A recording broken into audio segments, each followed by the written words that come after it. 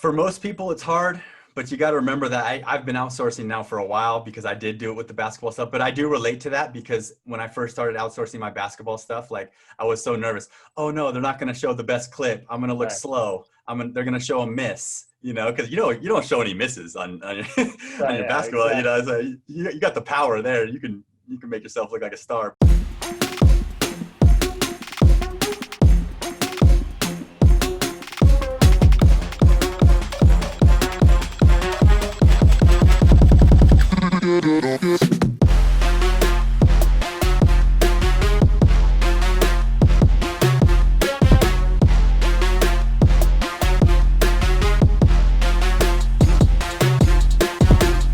Hey, welcome to episode 10 of the Make More Money podcast. We've been so busy with so many things going on. I wanted to bring this episode to you with as many eyes as I could. Augie Johnston is our really a guy who really just helps people survive burnout. YouTubers, if you're surviving burnout, it's funny too because they're getting this edited. I actually went through everything too, so maybe we'll be using his service later on down the road. The guy built a six-figure YouTube business on basketball. We're going to talk about his basketball career, his life, now his new why for his new business. In the stream where video editing is everything. So if you ever kind of wanted to know about YouTube or how to grow YouTube or grow your YouTube channel up, he gives a lot of keys on how he did it and got more subscribers. And also, I just want to let you know that this episode today is brought to you by the wonderful guy at Fansplan. Fansplan.com is definitely something that has been pushed on me a lot to push out a lot, but once he started paying me, I said, hey, let's push out a little bit more. It's like Facebook, but you can make money on it. I've actually made money on that, so I'm actually being totally transparent about it. It almost looks and feels kind of like a LinkedIn with a Facebook, with an opportunity to be an influencer on there right away, or be a fan and just have a plan and give out your plan so people can pay. So fansplan.com, check that out. I'm actually going to be meeting with the Amazon Prime producer for a show that I'll be on with Josh Lewis Growth. If you're not checking out, he actually launched a growth show. I'm a co-host with him as well.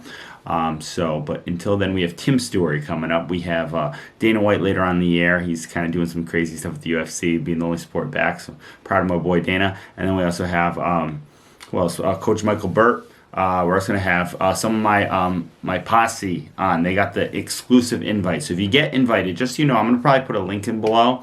You can apply to be on this podcast. I have so many people who want to be on here. And now, just like Augie Johnston, it's kind of like a business how we run it. But if you get an invite from me, then definitely, if I invite you at one time, I'll definitely have you on. Just give me time, as time is more valuable than money. But we're going to talk about money on the Make More Money podcast with Augie Johnston of VidChops. All right, it's Jeff J here to make your day. Welcome to the Make More Money podcast. I'm never more actually excited to bring on the next guest that you're about to see. This man is a former professional basketball player in Europe, which I know a little. Eric Callow, if you're listening to this, man, I wonder if they ever played together at one point because you're in the same age. He was over there, but this kid actually went from being kind of very similar to, I have a lot of connections with him, read about him, basically went from pursuing his dream to play basketball to then being a popular, and I mean popular, millions and millions of downloads, a YouTube star. We're going to get a little bit in that here on how to get your YouTube channel. So any YouTube listeners who want to know how to level up your game, not only can do it in basketball, you can do it in YouTube. He's the CEO and founder of a company called VidChops, which I'm a huge fan of. That's my little introduction. But hey, Augie Johnston, can you give everybody a 60, 90 second kind of introduction about yourself? Yeah. Well, first of all, thanks for having me on the show. I'm super fired up. I love talking basketball, of course, but business is another level up for me. I guess it's a lot easier to talk about basketball with people than business, right? You got to kind of find the Jeff, the entrepreneurs out there to do that. So, but anyways, my background is just like you said. I was in Europe after college. I moved to Europe to play semi-professional basketball. And at the time when I first got over there, like I said, this was semi-professional. I was not a big name coming out of college or anything like that. So I was kind of broke. I was broke over there. I was supporting my wife and myself, and I was getting paid minimum money like a semi-pro does. And, I did that Google search online for how to make money online. I think we've all been there And that's that was the jump off point for me. I found like a $7 PDF at that time that explained how to rank videos on YouTube. And it actually had like a little trick on how to rank them, as well as how to make money off of them. So that's kind of what I started doing. I actually am not too proud to say this, but it was black hat for sure. But I was ranking spam YouTube videos on YouTube. So I was posting like all these different videos. I was getting them ranked for certain search terms, such as like watch Family Guy online, stuff like that. This is back in 2009. Okay, so this is 2009. So anyways, I was getting those videos ranked, and I was sending traffic off of YouTube to what are called CPA offers, cost per acquisition offers, where you're basically building leads for other companies. And that was the first dollar I ever made online. And I remember making like $1,000 the first month I did that. And so that was like, for me, opening up the floodgates. Like, oh, I'm addicted, I'm hooked, make money online. And from there, you know, YouTube changed their algorithms. You know, I wasn't in it to grow a bunch of spam YouTube channels. So I said, okay, let's look at this. Let's learn more. Let's look deeper into how to run an online business. And that's when I launched my basketball training channel. So I was in Europe playing. In the summers, I would move home. And in the off seasons, I would record videos. Okay, I would get in the gym, 6 a.m., get the camera, my wife and myself, record these videos, post them on YouTube. And I grew that YouTube channel to 20 million views, 200,000 subscribers. But the thing about it is I had already had the little bit of background knowledge in how to make money and stuff. So from the very first video that I launched on that basketball training channel, it had a purpose. It had a call to action to go to my website and get their free workout by entering their email, which I was building leads. So with that said, I was able to build an email list of over 50,000 subscribers on my email list. And I launched over 11 digital training products to that list. So I was able to create info products, 11 of them. And during this whole time, right, we're talking about videos. I'm pumping out YouTube videos. I'm pumping out info product videos. And I got to a certain point where I just kind of got burnt out on the video editing part of it. And that's when I was like, okay, I need to start outsourcing the editing. And so I started up to this point, not to interrupt, but up to this point, you were doing all the editing yourself, correct? Yeah. Like I was a pure solopreneur, like deeper than editing. Like I learned copywriting, learned how to make websites, learned how to use Photoshop, learned how to edit videos, learned how to run ads. I learned the whole gambit when I was overseas, because I was over there for 7 years. So I was just going hard on this. And so just kind of to back up before, because this is great, but you went in, like, how old were you going to get married? I want to ask that right away. So you have a wife. Like, I'm filming this. I have right now, for everybody else, I have the Switch Pod. Thank you very much. Love those. What's his name? I forget his name. He's going to come. Pat Flynn, actually. Pat Flynn. But so when did you get your camera woman, your wife there, who helped you out? When did that come? Yeah, so I mean, she was with me. So first of all, we've been together since we were 14. And dude, I love these stories. All right, dude, so tell me how you met her at 14. We'll get into all the YouTube stuff. I want people to really learn you. How you met her at 14 and when you knew she was going to be your wife. Well, was it at 14? Yeah, I didn't know she was going to be my wife, but when we met at 14, it was at recess. No, I'm just joking. It was in high school, you know, freshman year. She actually, I'm not going to make this story too long, but she actually was the new girl at school. And if you're a competitor, like I know you are, right? The new girl comes in freshman year. I wanted her. I we started building a relationship, all that kind of stuff. And then when I went overseas, she came with me, and like I said, I was broke. She was broke. We were trying to find ways. She was actually teaching English on the internet through like Zoom, basically, like way back in the day. And so Zoom was around in 2009. No. It was something like this, right? Yeah, it was actually called Open English. It was just some company that hired her. But yeah, so we got married when we were like 26. So it was down the line. But yeah, she's so dedicated, man, like to our relationship, to my goals. And so she was the girlfriend in the gym, rebounding for me, you know. And so when it came to this, she was the camera woman. And then in the summers, thank God, she would wake up with me at like 5:30 so that we can get into the gym before people showed up, right? Because this is like not like I own a gym. So we would go to just the regular fitness gym in our area and get the video shot. And like I said, that's a lot of uploading and a lot of editing that took place. So, dude, I think right now, and I totally get that. Whenever the new girl comes in, people are talking. You always want to be the competitor in basketball. But I gotta say, man, I think 20 million YouTube subscribers, very successful VidChops. What you have, I think I'm more jealous over having the girl, because entrepreneurs, it's very hard to find the girl that'll grow with you. You don't keep up with it. So that's like a blessing right there, man. So many entrepreneurs get divorced half the time because they can't find it. So I mean, that's awesome. So to kind of get it back to date though, you what does it say? So you now had her video. So you got to the point where it got enough is enough. Now you were doing the editing and doing the YouTube walkthroughs and funnels while you were playing basketball.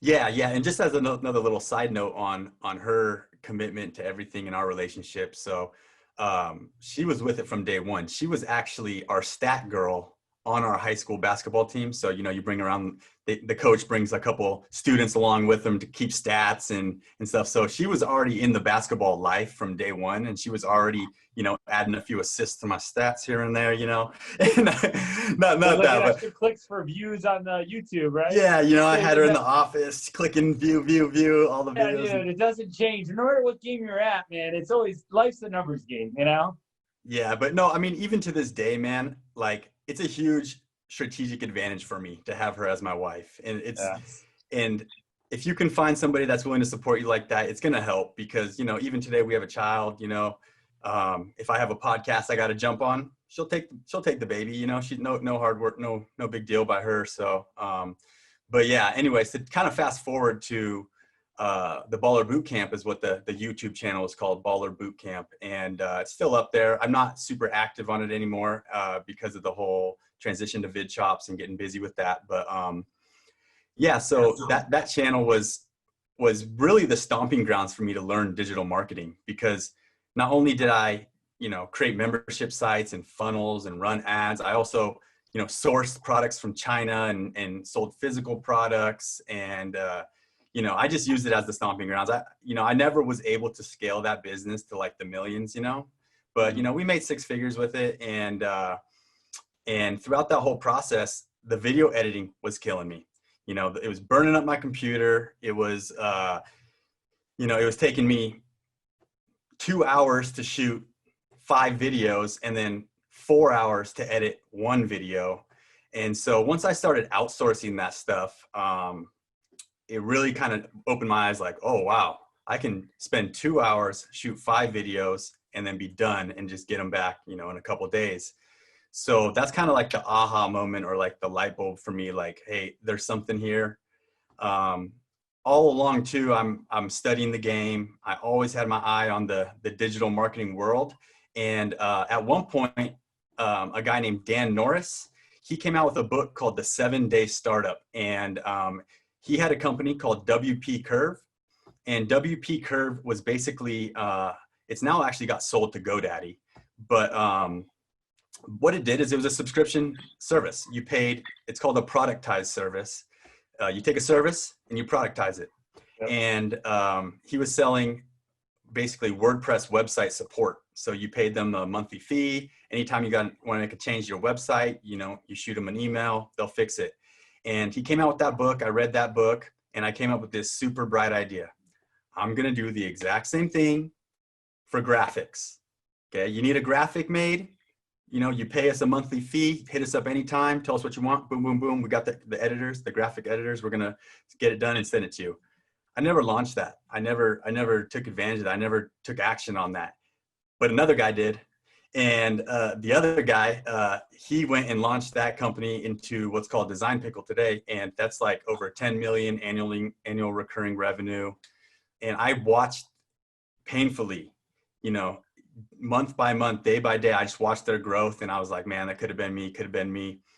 So still, right now for the listeners, so many listeners now have always had that idea that happens, right? So as a competitor, I know what it is like playing football, right? Whenever I didn't get to call the last call on the thing or take the last shot in basketball, and I got to ask you how tall are you, by the way? I'm 6'3". Okay, so yeah, I'm a guard. when we're at an event together, we take a picture, we feel the same side. Now it's going to look a little bit different. But so what was I saying? We all had that idea. And I know the feeling. I think it's Michael Jordan said, I can accept, I can accept rejection. I can't accept not trying. That whole quote I've left with me because I have a very similar moment of stuff like that. So obviously you're watching Design Pickle grow, right? And you're thinking, man, that could be me. So what did it talk through the next part? Yeah, exactly. So and as you say, like as far as being an action taker and stuff, like I do consider myself a major action taker. And if you look at like my GoDaddy account, like you'll see like just 1,000 domain names that I've bought all the domains. Dude, every domain name. Your ones or no? What was that? You own any three-letter ones? No, I wish. Those are like coveted, man, It's still, that's still one of my favorite pastimes. Even before this, like there was 10 minutes before the call, right? I'm on the computer waiting for it. I'm on GoDaddy, just like searching for cool domain names. Yeah. It's just part of it. But there's something about it, being an entrepreneur, buying a cool, like, or having a good funnel. And like, I just bought Changing Lives Entourage.com. And I just love the name of it. Just to buy it for $888 and having the imagination of what it's going to do is like really cool. You know what I mean? So. Yeah, definitely. It's fun. It's fun. But so I got to the point where I was like, I have this idea because I see, this productized service, this is the way. And video editing, I was like, is it possible? Well, I'm like, I've been doing it. I've been outsourcing my videos and everything's been fine. And it took a while to, be able to ask the right questions, to hire the right guy, and then get the right systems. That, where I'm at right now, and I'm sure many other YouTubers are listening, this is going to be on YouTube, right? That are struggling right now. I have my sense of editors, but it took a while to get them used to me and everything like that. It was not easy to get sent. Some of them, it's just, man, I better do it myself. So did you have a team back then before, like some guys you trusted, and then before you launched this, or how did it start? No, I went through the same thing as you. I went through editor and then another editor, and then, it's like you finally find somebody that is responsible, but they don't know how to edit very well. Or you find somebody that's, this guy's a great editor, but then he gets MIA all the time. So it's really hard. But once I was like, okay, I'm going to do this, like I really started getting into the networking with editors. So at this point, my network of editors is huge. I have just databases of great editors and guys that want to work with us that we have on pause right now. But anyways, back to the story a little bit. I did what I was told to do in the 7-Day Startup in that book. I literally woke up one morning, built a website in one day, added a buy now button, posted it around online a few places, and got a few clients. And so at that point, I had a few clients. I was the one that was editing their videos. I was actually the one that was, waking up at 6 a.m., checking, did they upload? Okay, getting on there, editing. And because I just wasn't comfortable at that point outsourcing it to my team. A little bit. Yeah. So at that point I was like, you know what, I'm going to make sure we nail it for our first few clients so that we get the testimonials, so that, we actually have proof of concept and all that kind of stuff. So, dude, I got up to I want to say 11 clients, and it was just me, and I was editing around the clock. And I even remember one Christmas going down to LA. I live in California. I live like 4 hours from LA. It was Christmas. I was with the wife. We were visiting her family that was down in LA. And I brought my giant iMac computer that was the big old screen. And I brought it down there, and, before Christmas dinner, I was in the room editing a video, finish it, send it, jump up out of my chair, sit down and had Christmas with the family. And I remember being up late that night editing, but eventually I got to the point where I was like, okay, this is the real thing. Let's invest. Let's, hire the right guys, put them in place. Got an operations manager. And then, and then it's just been taken off. It allows me to focus more on marketing, and it's just been doing good. And we've worked with some big names in the YouTube space, 4 million subscribers. Laura, what's her name? Laura Lee? Laura Lee, she's one of the ones that we worked with, not for a super long time, because at the time that we were working with her is when she was really blowing up. And when she really got big, she was like, okay, we're going full in-house editor, in-house team. So I was like, good for you. But a lot of other names too. Jose Zuniga was one that we edited for a long time. I could name a bunch of them. And so before we get into the editing and business side, which I want people right now listening, and we're gonna probably tag this on like how to grow your YouTube channel. So I mean, it's big, dude. You actually got to, what is it? Baller Boot Camp is that what the YouTube is? Yeah. So here's the deal, dude. I know many people come up to me, dude. I'm at like 1,000 subscribers, whatever. That's so many views right now, right? And I just put out this content, repurpose it. I different focus on my business. I think YouTube is forever and put it on. But I hired a coach for $7,000. Was one of the coaches, really changed my life, focused on my skill, made me a lot more money. But his thing was YouTube, and the way he made it big was a viral video, right? So his whole thing was go viral. And you got to keep going until one hits, right? And I thought, that's cool, but I want more of like tactics than just that. I mean, he had a little bit more than that. So for someone who's just starting out on YouTube, or maybe they're at, first, the one question they always ask me, how much money do you make from YouTube, right? Which AdSense, will go through that. And the second thing, how to grow your channel to 200 million subscribers. Yeah. So there's a few things you really need to focus on YouTube, and I am a super YouTube geek. So ever since I started on YouTube back in 2009, ranking spam videos, I've been studying YouTube. And really, if you want to make it on YouTube, there's just a few factors you really want to focus on. And the number one, not the number one, but the first thing I'll talk about is click-through rate. And it's something that you wouldn't really think that it makes a lot of sense, but it's what percentage of people that see that YouTube thumbnail pop up on the screen, what percentage of those people click on it? And that's why you're seeing so much people put so much time into creating their thumbnails. Those are the little images on YouTube, because if nobody clicks, then nobody watches. And if nobody watches, then you don't get the next thing I'm going to talk about, which is watch time. And so that's the first thing. You got to get people to click on your video. And there's actually software and stuff nowadays that allows you to split test your thumbnails. So people are pretty ninja at this stuff now. So you got to get the click-through rate up. And that's the first thing. The second thing is watch time. So watch time is basically exactly what it sounds like. It's the amount of time people are spending watching your videos in general, all of your videos. That's your watch time. And so what you're shooting for is videos that keep people watching, because YouTube's going to reward that by, pushing you out to suggested, right? So suggested is a traffic source on YouTube. And if you create a video that has good click-through rate and keeps people watching, YouTube will do all the promotion for you. And every single video that's related to yours, they'll suggest yours right after it, or on the sidebar or whatever. So, and also, if you have that good watch time on that video, if you're able to keep viewers engaged, then you got a chance to rank, right? Rank for a search term SEO wise on YouTube. So that's kind of the holy grail, right? Yeah, search traffic. That's awesome, dude. Okay, and you know what's great about that right there? I've interviewed, I don't know if you know Reyes, the entrepreneur Reyes. He's a guy who made it big on YouTube. He's actually on one of the long lost episodes of this that might come out eventually. He makes about $10K a month in YouTube, right? All doing stuff, but he basically an entrepreneur who tries a lot of business and does it, right? And he split test the thumbnails by signing into he's like some little Spanish dude, man. And he has great personality. And he's like, I send it to my grandma, my aunt, and I have him vote on my thumbnails. He understands that it works, right? Yeah. But you can tell success always leaves the same clue. I always told everybody, content, you got to have good content because then people watch it. Thumbnails, and then the taglines. So how important are the taglines or the keywords? Are those important, or is that just part of that generates click-through rate?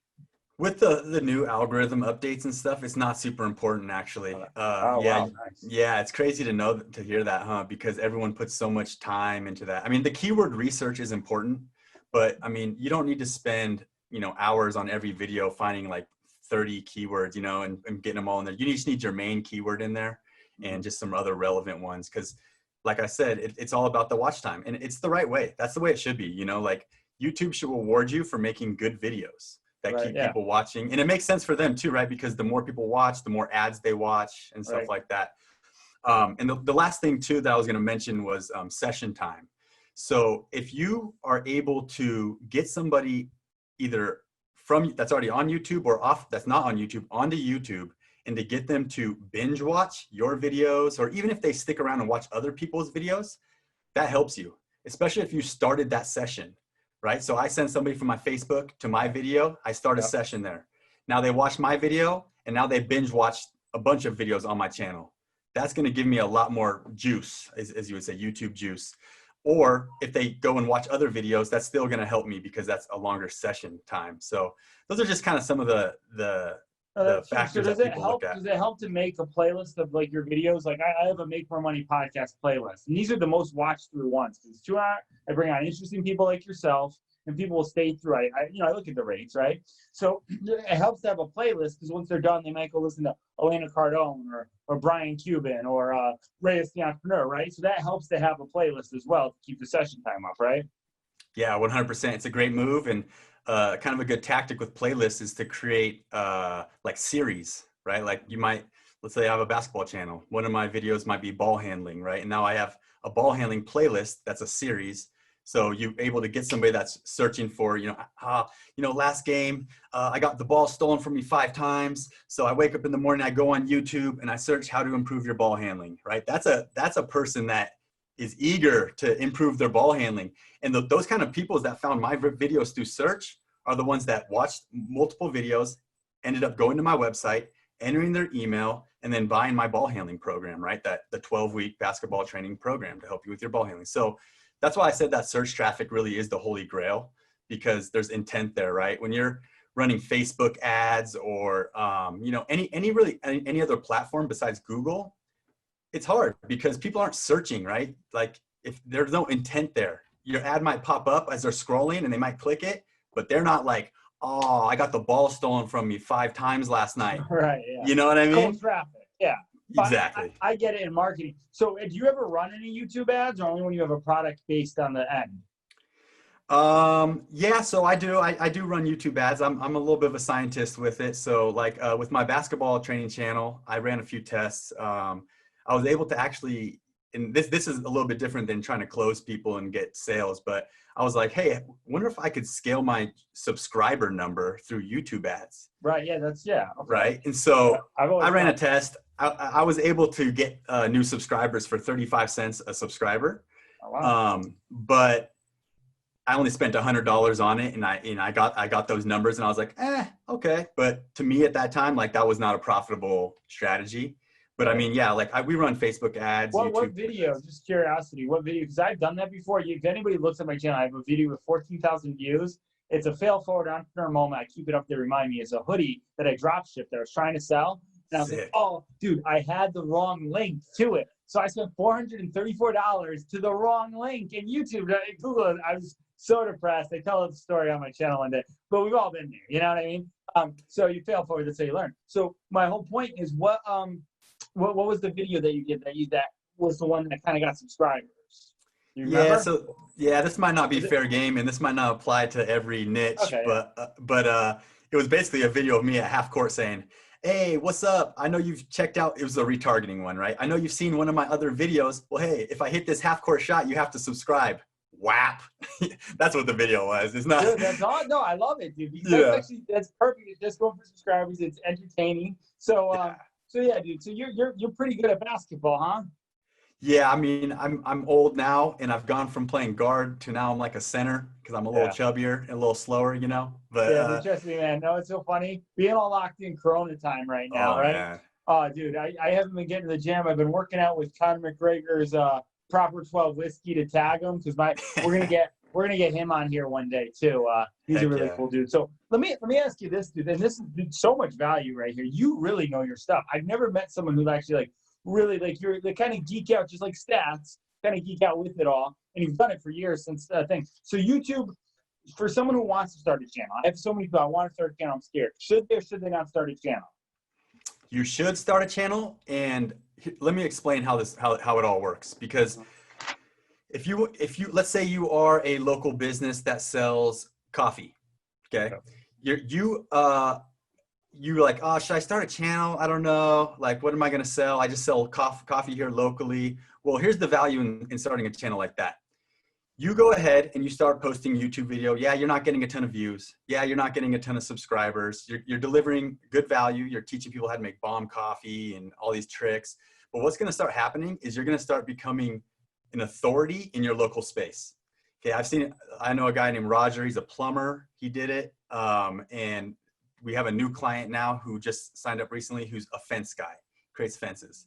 And although they're not getting the millions of subscribers, they are getting a ton more business locally because they're creating these really cool videos and they're posting them just on their own social medias, right? Like my personal Facebook, And so with that, you're going to become an authority. You're going to be top of mind when people need to hire a fence guy, when people want coffee, and you're just going to be able to turn that cold traffic into warm traffic locally. So that's like a little sidebar as far as how to do it if you're like just a local business. But let's say you're like yourself or somebody who has like an online business. They want to scale. They want free traffic. Yeah, it's a great way to get free traffic and all that stuff. But you got to be in it for the long run.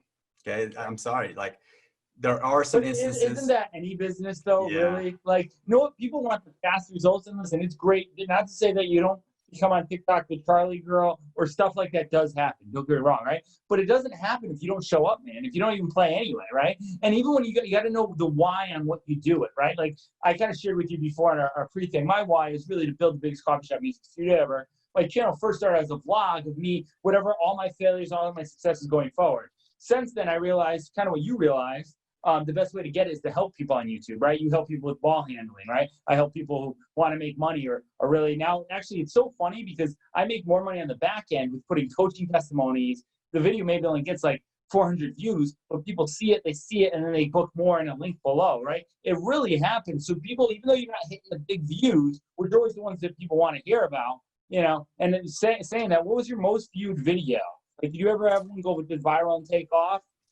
Yeah, I never had one go necessarily viral. I mean, like I have a video that has over 2 million views. I have, other videos that would get, 100,000, but I just don't really consider that viral because I'm getting those views by YouTube suggestion or YouTube search, right? To me, viral is when you post a video and it ends up on the news and then it ends up here and then everyone's sharing it around here. Like, with YouTube, I guess you can consider that going viral too, but really it's more like you've basically triggered the algorithm, If you can trigger the algorithm, they'll push you out. And so don't be, dude. Now I see why you're a great teammate because you're so modest. 2 million views. And you're like, well, I'm not really about it. So what video was that? And the question I always get, and I don't even have the videos to that level where they're viewed up, but I think you gave me some tips right here. How much money did a 2 million view video pay you? Because people always say, how much does it pay you? And not just from the front end, but also the back end. Was it set up that way or no? Yeah, so I don't have it tracked all the way through as far as how many sales came from that specific video. But okay. I can tell you that as far as AdSense goes, you're looking at $1 to $2 for every 1,000 views you get. Okay, so take a 2 million viewed video. I got $2,000 to $4,000 in ads from that video. Now, of course, I got a lot more because I was sending people to a lead magnet in that video, but that's in the basketball niche. Okay, that's the basketball niche. Like in old school AdSense, back when it was all about websites and putting ads on your website with AdSense, the CPMs were different depending on what kind of website you had, right? And it's the same thing with YouTube. So if like business advice or maybe medical advice, my CPM or the amount of money I'm going to make per 1,000 views is going to be a lot higher. So I've actually never witnessed this, but I've heard that you can get CPMs as high as $20. Yeah, so I've heard the same thing. And it's funny because Ryan's toy reviews, people who don't know YouTube, he's a kid who reviews toys. Yeah. His CPMs are a lot lower because the ads run against it, or you normally kids watching it. So there's not a lot of money to spend for it, right? Business and money tips and us sharing this stuff, there's more people searching for it. So it's harder to rank, but when you do, you can get a better thing. But I always coach everybody who wants to start a YouTube channel. Don't coach them just for the money, for the CPMs. If you're not a business guy and you're an art girl, focus on art because then you'll do it. Is that the right thing to tell them, or what would you say? Yeah, I think so. I think you can focus on money, but I mean, what you have to focus on is watch time. It's all about good content, And like I have a YouTube channel for VidChops as well that I just started very recently, like 6 weeks ago or 7 weeks ago, and it is hard. It's hard. I try my very best to keep my videos entertaining, keep people watching, but it's constantly a test, right? You want to test different topics, you want to test different video styles, and the way that you really grow on YouTube, this is kind of a little bit of a secret here, but is you need to test different videos, different formats. And once you finally get one that does go viral or it gets suggested or ranked, and you're like, oh, all my videos have 100 views, 150, 140, 200, 10,000. When that video happens, you need to make note of what kind of video that was, because you got to double down. You got to double down on that video, and you need to start creating just those kind of videos. So for example, in Baller Bootcamp, the crazy crossover videos, right? Those are like when I would create a crazy crossover ankle breaker video, I'd be like, whoa, it would boost me up. Okay, now pay attention to this part if you're listening. So then a week or two later, I release another one, and same thing happens, boosts me up. But the cool thing is if you're flatline, 100 view, 100 view, 100 view, 100 view right here, and if you get boosted up, bam, huge spike, and then you don't release any good videos, you're gonna drop, right? But you're never gonna go down to that bottom baseline. So if you were 100, 100, 100, 100, bam, you're gonna come down, and if you have no good content, you're still gonna be 500, 500, 500, 500, and then bam, you're up again, and then you're gonna drop again, and then you're gonna be like 1,000, 1,000, 1,000, 1,000, bam, up. So it's interesting how that works, and you can see it like on analytics, that's how people blow up, is they go banger, drop down, banger, drop down, banger, drop down, and then their bottom line is now, hey, no matter what, they're getting 1 million views a month. So that's crazy. What I'm doing. Like, so that's crazy, dude, because I just did a video on depression. Didn't get a lot of views. It was the dip video, right? Not too many, but I did it because I was depressed after my brother passed away. And so many people I was coaching were depressed. So I created a video that got me out of it so I could just send it to them and that. Yeah. But like that one dipped. These videos, the Make More Money podcast, make it spike, right? I like, they get, views. There's certain ones that do it, or any of the money tips that I do, right? So what I'm going to say, so it's better to actually post a lawler and then bang, not just keep doing the bangs. Well, you can burn out the algorithm. You can. Sure.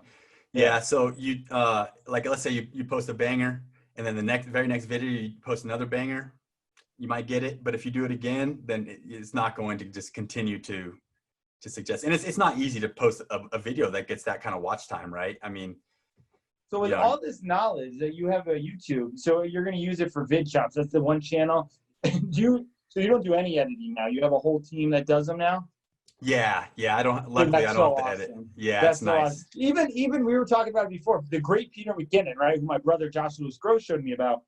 He edited videos for the longest time by himself before he even allowed anyway. How hard was it to make that switch and the struggles? Because that's where I'm at right now. I'm about to make the switch. There's someone editing a video as we're talking right now, but sometimes, sometimes they don't get it all the way perfect, and I got to switch it or re-edit it before. I'm like, man, what am I doing? So how hard was it to make that leap for the YouTuber who's now doing a little bit better? Now they're about ready to make that leap.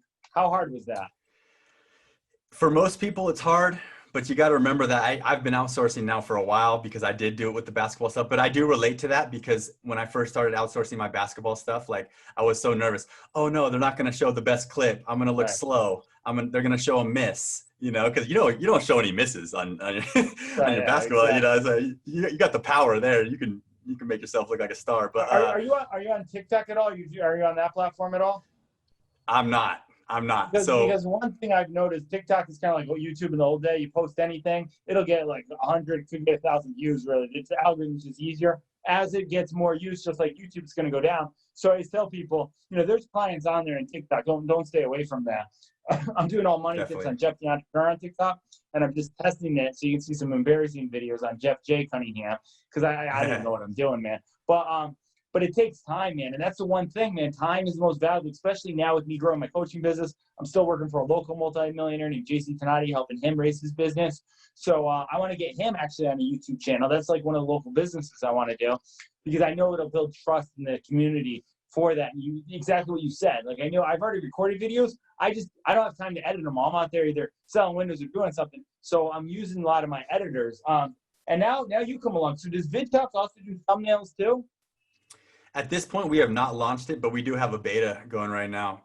Because I see, so all these thumbnails, I'm looking on Baller Bootcamp. You made these? Yeah, I made those personally. Yeah. So, dude, you're very, like, I see Michael Jordan or whoever's Bulls, Inside NBA Playoffs. It's right on there. You're very clear. I suck at thumbnails. I'm horrible at them, right? I know it because the thing is that, and I can get better. There's certain ones that I put, I'll give her a shout out. This model in LA, I put her face on it. can't believe, and she looks sad. It's my video depression. I actually got more licks because of that. But but you know, staying focused, no girls, no alcohol, just just being in love with business. It's just crazy to see like how well you actually did with these. So so what did you ever notice like a bad thumbnail that didn't perform well? Yeah. I can't think of one off the top of my mind of one that didn't perform well. Well, actually, I can recently. So on my VidChops YouTube channel, I recently revamped a couple thumbnails to include more color and stuff like that. Because kind of the main idea with thumbnails is it's obviously you got to create some sort of clickbait, and not in a negative way. It's just like any kind of ad, right? Your thumbnail is like a banner, right? It's a banner ad. It's a billboard. Right. So you're going to try to make it enticing and add curiosity to it. So kind of the main things though, that this is me personally, and most of the people do this too. Like most of the people that teach YouTube and I didn't make any of this stuff up, guys. I'm a total student, right, of other people. We all are, man, we all are, right? But kind of the main things, like if you are going to go and try to create thumbnails for your YouTube channel, you want to just do 3 things. Number 1, color. Okay. You want to have a color pop. You'll see all mine have color pop. Number 2 is you want to have a big face. And I'm talking about a big face. Your big face right here. Yeah. Yeah. So if you're looking at this Zoom right now, like you want your face to be like almost like that.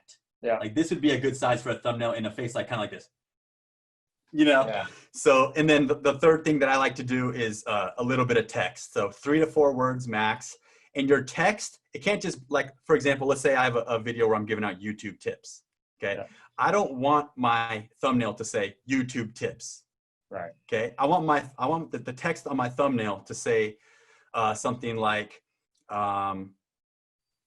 you won't get this many views, or something that's going to entice the click, or like YouTube secrets, YouTube. Right. Just keep it at that. YouTube secrets works right there on the thumbnail. And exactly. Then for the type, like put it that way, and they both work together. That's one thing I've learned is less is more, like a billboard, bigger words, right? Which is what you have right here. Trends. I want to click on it, or get more subs. Boom. I'm looking at it. And that follows it right there. So how do you do the white outline thing? Is that like a little, what do you use? Magic? I think Kevin David uses something called, I forget what it's called. He told me. But it's some software. Do you use the software to do it, the little white outline on your big head? Well, yeah, I mean, so now I don't do anything, obviously. Like, so now I don't do my thumbnails now. I approve them, but I train the guy that does. But yeah, I mean, well, let me the white outline. Yeah, but before you get to that, is it hard to make those faces, man? I tried to do it too. Like, you make some pretty crazy faces. Maybe I'll have the editor put them up here. You're like, in one of the videos.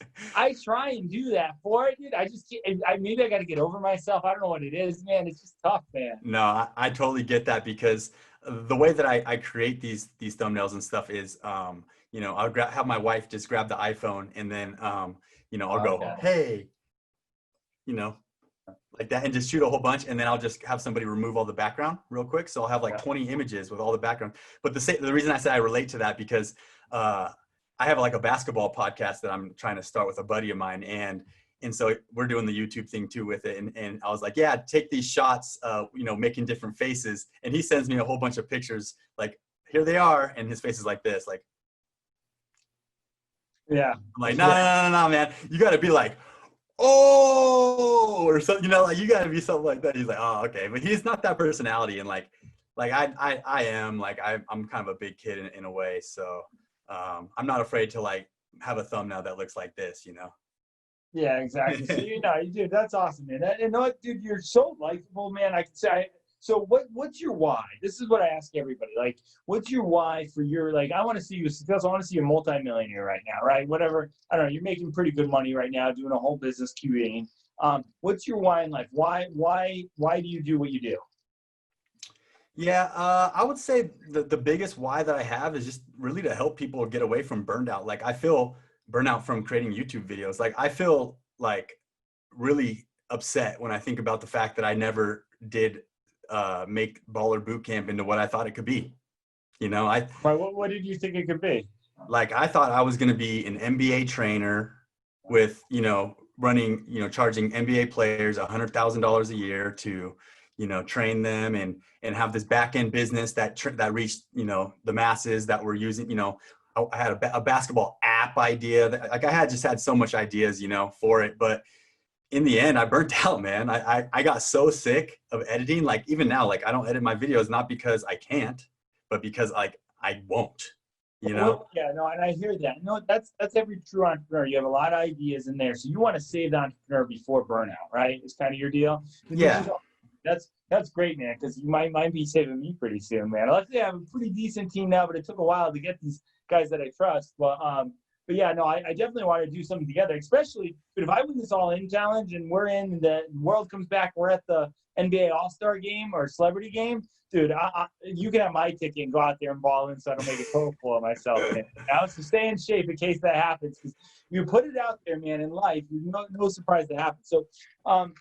So let me ask you this. So you obviously now built this in business. This is were you always entrepreneurial? When you were 10 years old, did you have a lemonade stand? I mean, obviously, I think a lot of athletes, I experienced you Lewis House before, very likable, guy. Lewis now has a Spanish girlfriend that's taking away his time right now. Oh, I know. I've seen it.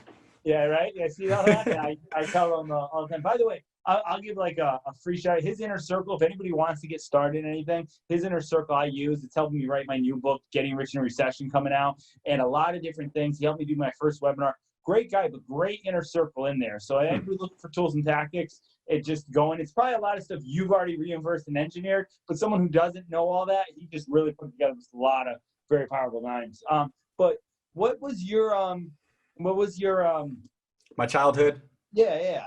Like for entrepreneurial. Yeah, so I definitely had all the tell signs of being an entrepreneur. I sold candy, I sold mixtapes, right? So like I don't know if you ever played soccer, youth soccer, but around here the fundraisers always like to sell candy bars. Right. Yeah. So I was like, dude, we're selling candy bars. I'm selling candy year round now. 50 cents at the little market at school. Dude, it's $1.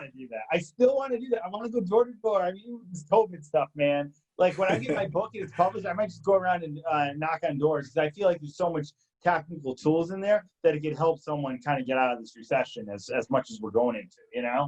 By the way, has COVID or the Corona thing, has it hurt your business at all with VidChops? Yeah, when it first hit, it definitely did. I mean, that first week that we were shut down, it was like every day, cancel for like 2 weeks straight. And I was like, all right, we're hurting right now. And then I'm like, do I let somebody go? And luckily I didn't, because we bounced back. It's been the most busiest like past month ever that I've had. Like today I was on the phone all day with clients and people. And so we did bounce back. And I think it's just because people are creating more content, Well, yeah, and that's what I try and encourage any business owner, that right now, while you're locked in, this is the time everybody's home. They're all in front of their phones. They're either on YouTube. Their video content is the thing that builds trust like that right away, So if they find someone like you, VidChops, even though, they cut right away because we don't know what the content is going to build, to actually have people be out there and be able to trust you and do it through video, then you're a vital service to getting people out of the recession right now, I think, You know what I'm going to do, man? I'm going to put my book's getting published. I'm going to put a link for VidChops in there to start it and get that right in the book. Because I'm an entrepreneur. That'd be amazing, make dude. executive decisions. That's what's great about it. Let's go. I mean, trust me, there's a lot of bad stuff about it. So it's not all. Tell me about a really dark time. It was really a tough struggle of you going up, whether it was basketball, whether it was football, something that you had to overcome that was a lot like tougher than just. Or maybe not, dude. You just seem like got the girl at 14, got this business. Not at all. Like, dude, not at all. That's hard to say. I mean, I wasn't prepared to talk about a dark moment and really go there right now, but I guess I can. Something to overcome. Because here's the deal: a lot of people right now are home. They're listening. The views are listening more than ever now before. I'm having this big guest on, but like, I know a lot of them right now. There a lot of people I know, because I used to be there. I used to fall asleep at night, very discouraged, scared to do my next move, and didn't want to move forward. Well, how just speak to someone like that? Kind of is dreaming a little bit, but it's not taking action. Yeah, well, as far as kind of a hard moment in our business, especially with VidChops, was just losing like a big name client. Like we had a client. He was amazing. He would help us. He would promote us. He's an authority in the space. And he basically helped us grow. Like, I'm not going to lie. Like, he helped us grow. And one day, we had a few issues here and there, some videos, blah, blah, blah, but we fixed it for him, of course. But one day, they got the email, they were going to, they had an in-house team. They're not going to need us anymore. And then, a few weeks later, I'm like, okay, well, that makes sense. Congrats. You guys are blowing up, whatever, have fun. You have an in-house editor now. But come to find out that he left us and joined another competitor. Oh. So that was a hard one. That was really hard for me. And he's pushing the competitor's name, right?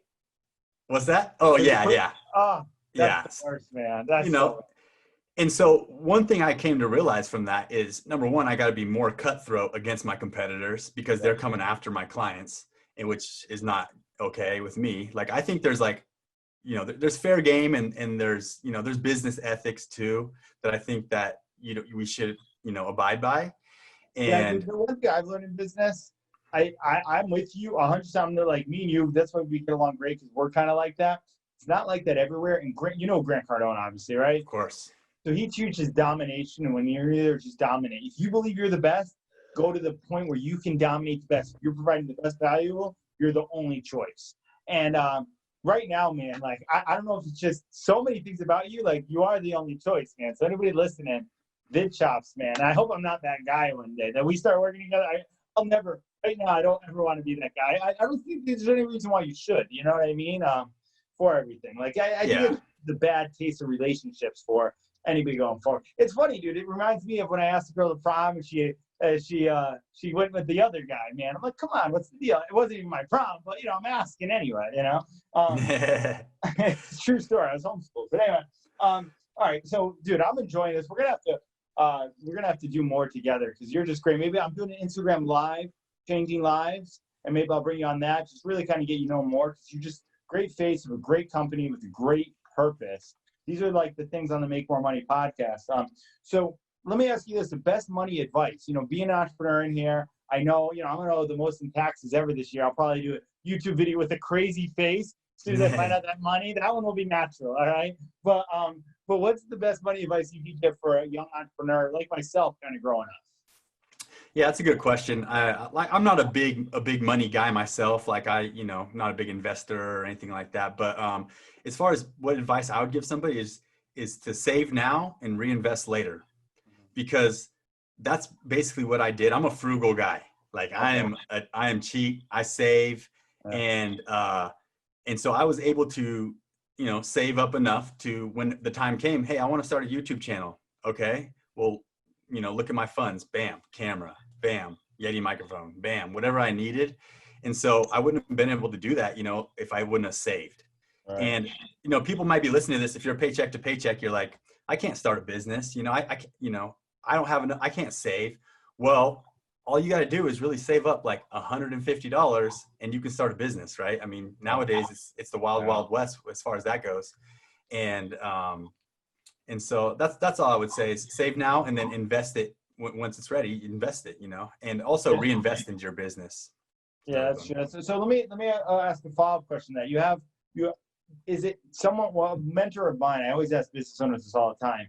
One of the business owners said, "Pay the people that serve you well." Right? Was it ever hard to pay one of your employees well, or knowing what they deserve? Was that hard being a frugal guy, being like, like how that? Because that's the hardest part I'm having now that I'm starting to grow and hire an assistant and stuff. I'm like, well, they're good, but how much do I pay them? Like, that's where I'm at right now.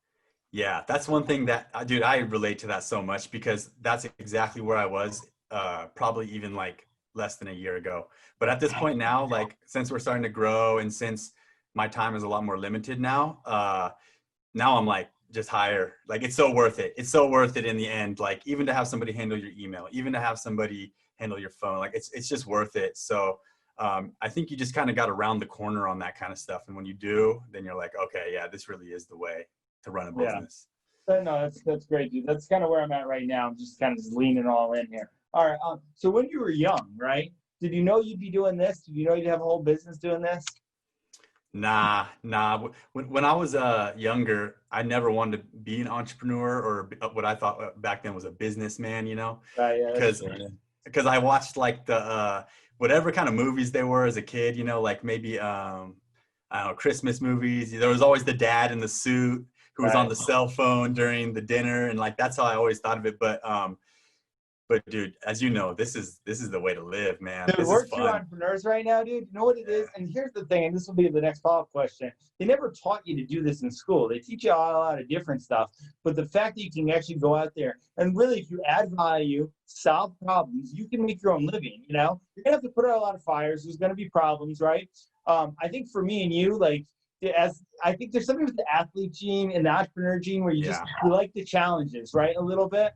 Where you just always kind of need them. I don't know what it is. Joe Tenati, my mentor, was like, you know, Jeff, it's kind of a curse. And he's like, your mind doesn't turn off. You keep going. And I was like, yeah, but hey, at least we'll be solving problems and providing jobs for people, you know? So let me ask you that then. What's one change you think we can make in the education system? Well, I definitely think that we need to add a class, right? So you have your math, you have your English, you have maybe your science, whatever the main things are. Why can't we add one more main topic, and it's just life skills, right?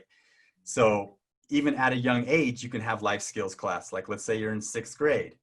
You could have a class, you know, even at that age, you could start learning about like insurance, how to pay rent, you know, taxes, like everyone talks about. There's so many topics that if we just included one more class throughout our schooling, that when we got out, there'd be a lot less probably homelessness. There'd be a lot less, you know, just people kind of, you know, when kids graduate high school, what do you want to be? None of them know. Because they haven't had enough exposure, right? They haven't had that life skills class where they had to learn, you know, electrical skills or, you know, those kind of things. So I think that would be huge. Do I wish there was like an entrepreneurship class? Yeah, of course I do. That'd be cool. I mean, I think if there was, I think you would see one student per year coming out of high school with a business that they could live off of. You know, and that's directly out of high school. So I think that's huge right there, because you're not going to be able to get a job right out of high school that you can live off of. Right, I know. If anything puts you, you know, you start to jump into a hole of financial stuff. So it's funny because you know, that's one of my passions since I used to teach school and going forward, and I have a lot of guys there. All right, now this one I want to ask you before, but I got to ask you now. Best relationship advice. You know, how long you been married? 7 years now. I was gonna do the math. 33, 7 years. All right. Yeah. Cool. Obviously, so what's the best relationship advice? Well, I'll take this from a book that I read maybe about 10 years ago called How to Win Friends and Influence People. Oh yeah. Like, that's a super boring book, but one that I got so much value out of, because one of the things they talk about in there is that you don't need to be right. Like, you don't need to be right. No matter what someone says, you don't have to tell them that they're wrong. And like, that's one thing that I kind of like live by now is, if someone says, oh, guess what? You know, the 49ers are ranked #1. And I'm like, I look it up and they're ranked #5. I'm not going to tell that guy he's wrong. I'm just going to be like, oh, that's sick. I like the Niners are sweet. Yeah. Because that's how you can kind of build relationships, build rapport. But I mean, and that's something that I do with my wife, right? So, you know, I don't try to, you know, tell her she's wrong all the time, or we don't argue. I mean, I'm not going to say we have a perfect marriage or anything, but well, is perfect such a thing anyway? I think it's just progression, right, man, you know? Very true. Yeah, very true. And, you know, I let her, you know, get on me. There's a piece of advice right there. Let your wife yell at you and say nothing back, because the wife is always right. It's just the way it is, man. Yeah, dude, no, I learned that, man. My dad taught me that when I had my previous ex-girlfriend, Natalia. If she's listening, man, as soon as I let her be right, it went a lot smoother. All right. So what's one thing you're looking forward to next? The thing that I'm really looking forward to with VidChops is we have an app that we've created. So we've created a project management app that we are using to help us manage all the projects that are coming in and all that kind of stuff. Basically a portal between us and our clients. So just kind of developing that and growing VidChops. I mean, like, we're doing well, but we are not satisfied with where we're at, and we have not hit scale at all. We have not figured out how to hit scale. So we're really trying to dig into that with ads and, jumping on podcasts I know. This is the way to do it, man. I'm gonna help you scale a lot, man. Anybody around me makes more money. That's why it's called the Make More Money podcast. It's one of the best investments you can make, whether it's a coaching session. I've noticed that people are like, man, just since I've been around you, your money mindset has made me more money, right? Kind of what Grant Cardone did to me. I'm just like an extension of that. So, That's awesome. so I hope there's definitely plenty. But by the way, what position did you play in playing basketball? What position were you? I was a shooting guard. Yeah. Oh man, so you're shooting the lights out? Yeah, slow white guy on the court. He's going to be a shooter. Come on now. The wingman? That's awesome, man. That's crazy, man. Do you still talk to any of your teammates from back then, or is it kind of gone from then? Oh yeah, all the time, man. I mean, like the brotherhood you make through sports, like it's amazing. So like when I got married, my best man, was my high school teammate. My whole groomsmen were just teammates from college and high school, But bunch of tall dudes. It's crazy, dude, because I played football, right? And I had a really crazy thing on how someone told me I couldn't become quarterback, and I did. But as I played, actually now they're one of the semi-pro teams to recruit me out, and I'm still in my business, and I'm entertaining the offer to go play quarterback, right? You know how it goes, right? But it's funny. Probably won't do it, but I wind up saying to it becomes a fraternity. Once you play football, you just like know everybody in it, right? Same people I'm sure with basketball, right? Like everybody's in it. You see so many people, All right. So what's where I guess man, this is it. This is the lot, man. It's a great interview and I have a great time and it's a great person. Where can people find more of you? Let's say someone right now is a YouTube editor, they're burnt out, they studied this. We need to book VidChops. What do they do? Where do they go? Yeah, so if you're interested in video editing, it's VidChops.com. You can check out the service that we've been talking about, and you can get in contact with me through there as well. But if you want to kind of just follow what I'm doing and stuff, then probably the best place would be there to follow us on YouTube or Instagram. If you just search YouTube for VidChops, you'll find it. But on Instagram, feel free, anybody that's listening to this, if you want to shoot me a DM on there, it's VidChops on Instagram. And I mean, that's one of the ways that we connected, right? I think that's kind of the future of all communication is the DM. So, yeah. It's so true, man. And even LinkedIn right now, that's how I got Mark Cuban and Brian Cuban and people like that. It's crazy, man. Just reach out, man. And especially, I'm a big, I used to have a little Instagram software back in the day. And so I love Instagram, but you got to be able to leverage. One of my softwares, when it comes out, it's going to be called PostFlow. And it's going to leverage you post to one side, it's going to post to all of them. And it's kind of similar. There's other ones like it, so we're trying to make it a little bit different to be a little more value. But that's one of my passions that I'm kind of invested in with Mr. AC, one of my business partners in London, being the crazy entrepreneur I am. So yeah, dude, that's unbelievable. By the way, how do you say your last name? It's Johnston. Yeah, Johnston. Okay, I want to make sure I was pronouncing it right. So Mr. Augie Johnston, thank you so much for being on, man. Listen, we definitely got to. Listen, if you get thumbnail service or something in there, then we'll start talking, man, because you can go look at my channel, man, and you'll be like, man, this dude needs help, man, Or, you know what, maybe we should do a YouTube video about how to make the face. That would probably be pretty good, right? For a thumbnail. That might work. Yeah, we could try that. I don't know. But hey, thank you so much for being on. I actually got to jump on another call now, but guys, follow him on Instagram, VidChops. It's VidChops.com. I already feel that you're going to make more money because of this. We're going to push it out to all the things. Guys, if you were listening to this and you don't need it, pass this thing on because you're giving so much value about YouTube, more than I've gotten from any guy about YouTube. So you got a whole YouTube, pass it on to someone who needs a service so we can grow VidChops into whatever goals you want. All right, thank you so much, Augie, for coming on, man. Look forward to connecting with you soon. Thank you. Thanks for having me on.